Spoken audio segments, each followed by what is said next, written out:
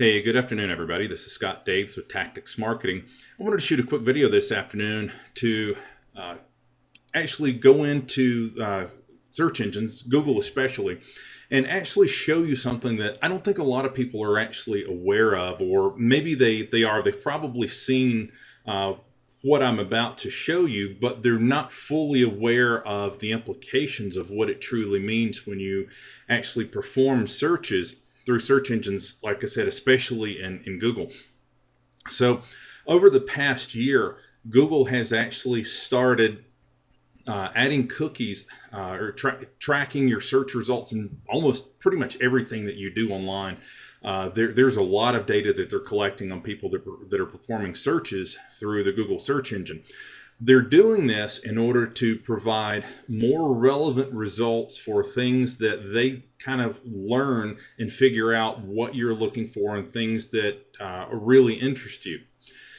So as they go through and they personalize these search results, one of the outcomes of this is that they're actually taking websites that would normally be back at page 2 or page 3 of the searches. So they're down in position, in the teens or possibly back in the 20s, and they're getting artificially pushed up to page 1. And this is actually causing some confusion within business owners.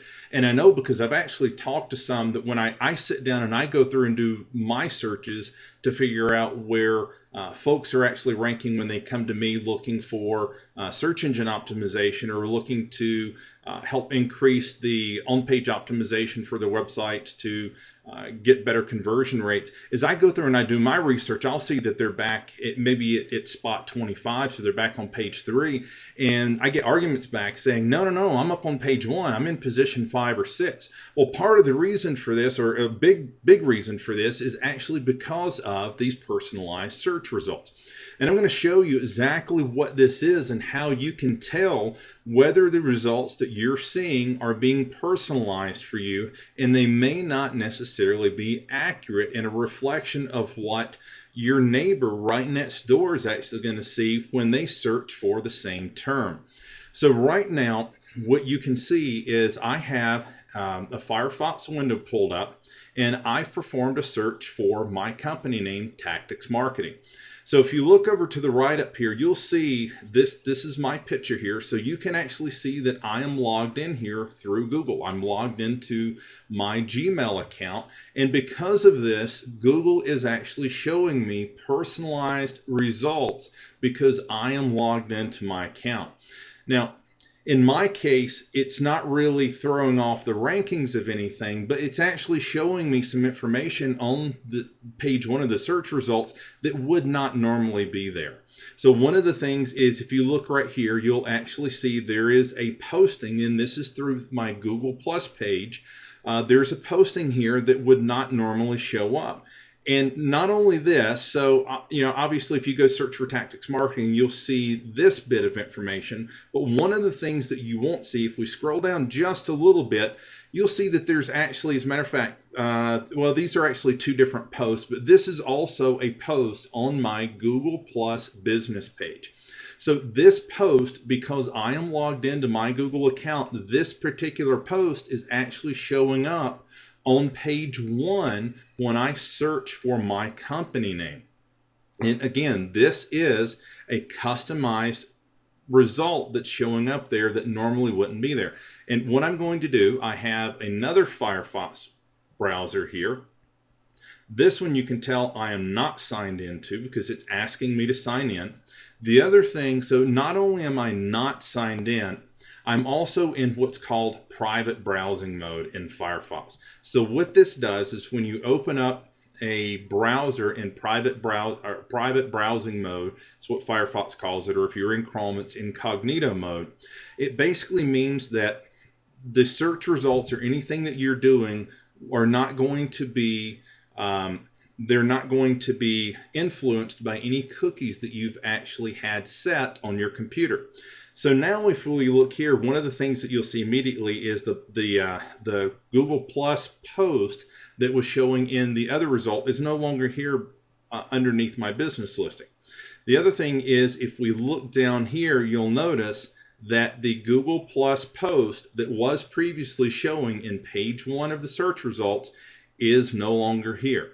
This is a great example of having personalized search results because two things. One, I'm actually logged into Google, and two, because obviously I've ran this search before and they know that I'm tied back into this Google Plus page, so they're showing me something that they think that I want to see.